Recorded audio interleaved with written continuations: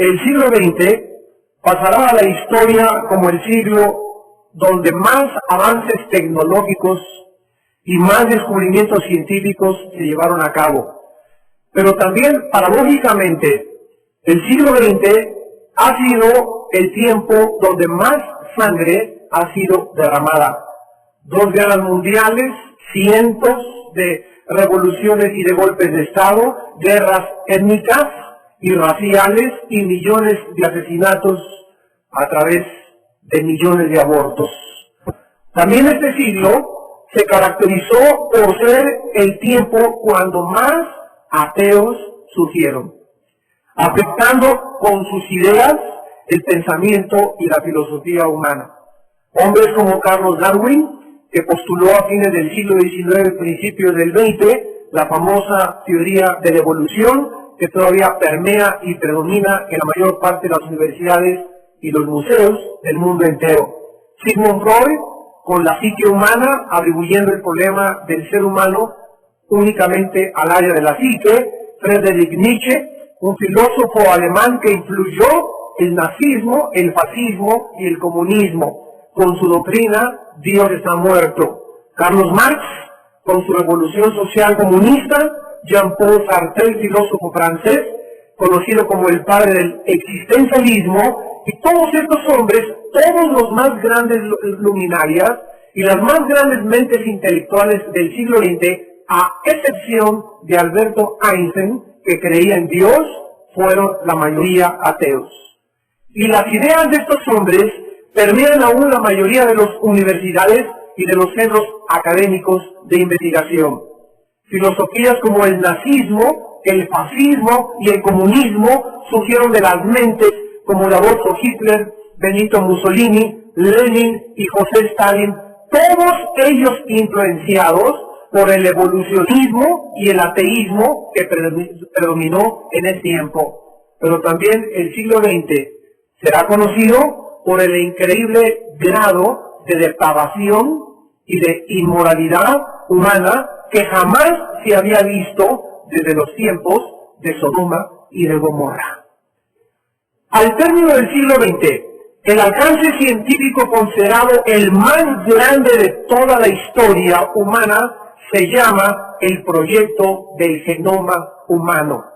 O sea, la interpretación de toda la información genética codificada que traemos todos los seres humanos y todos los seres vivos en cada una de nuestras células.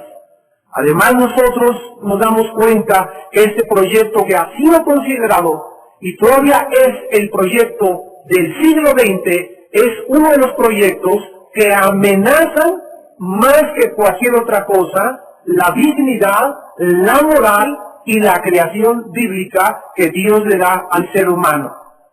¿Por qué se considera el proyecto del genoma humano el más relevante del siglo XX? ¿De qué se trata este proyecto? ¿Qué consecuencias traerá, para bien o para mal, toda esta manipulación genética? ¿Acaso el ser humano estará ya pisando los umbrales de su propia autodestrucción? ¿Realmente el ser humano se considera Dios para jugar o experimentar con la vida humana como lo hicieron los nazis durante la Segunda Guerra Mundial? Pero más importante que todas estas preguntas, ¿existe alguna fuente de autoridad sobrenatural que nos pueda revelar realmente de dónde venimos, si somos o no somos simplemente tejidos o masas amorfas, y a dónde nos dirigimos?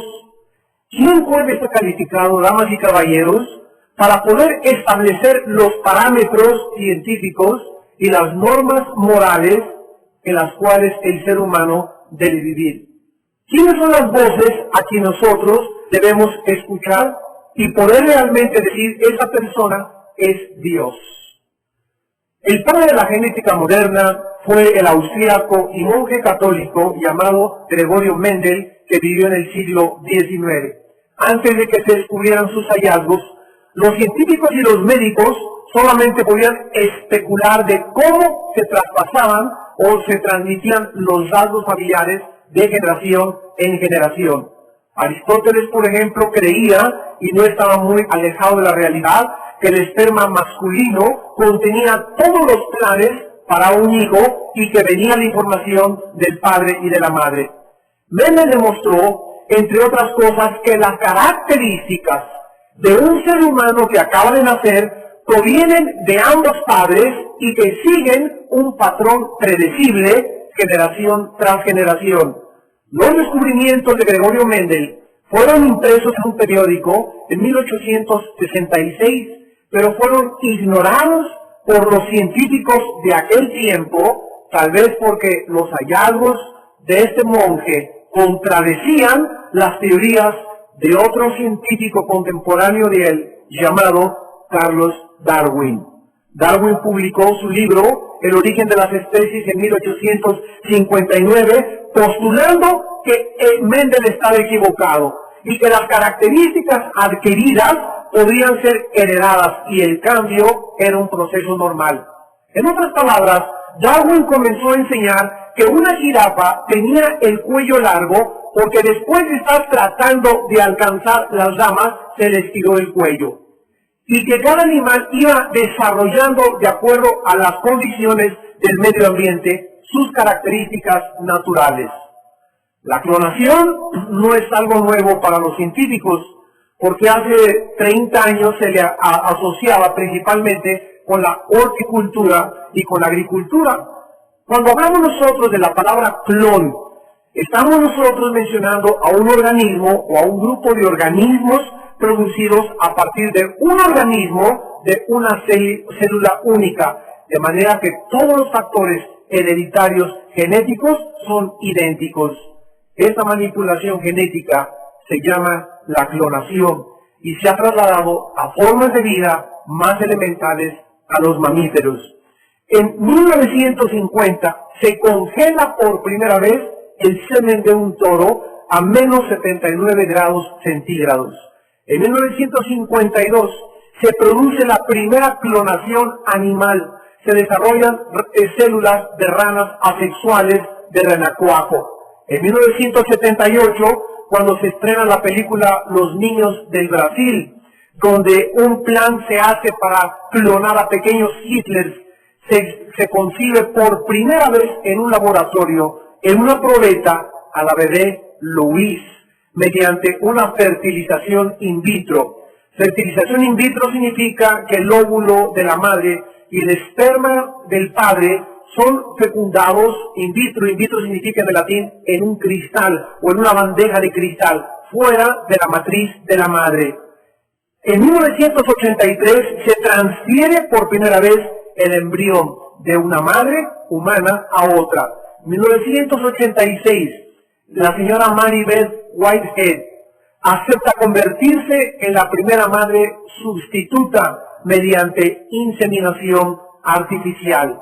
Y en 1996, el científico escocés Ian Wilmut y su equipo clonan por primera vez en la historia un animal llamado Dolly, correspondiente al género de las ovejas.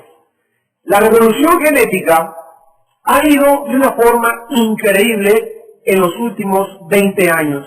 A principios del 98, algunos científicos con fondos públicos que comenzaban a integrar lo que se llama el proyecto Genoma Humano, predecían que tardarían 7 años para poder realmente descifrar todo el código genético hereditario que traemos en cada una de nuestras células. En 1998 estaba descifrado el 10% del genoma humano, pero un científico llamado Craig Venter anuncia que él terminaría para el año 2001 este proyecto por la cantidad de $200 millones. En junio del año 2000, el objetivo se fija y se hace el primer borrador de todo el genoma humano. El 26 de junio del año 2000, el presidente Clinton y el primer ministro de Inglaterra, Tony Blair, anuncian que se había completado científica y oficialmente el primer borrador preliminar. Este era un momento sorprendente en la historia humana, porque por primera vez el ser humano podía leer su propia receta.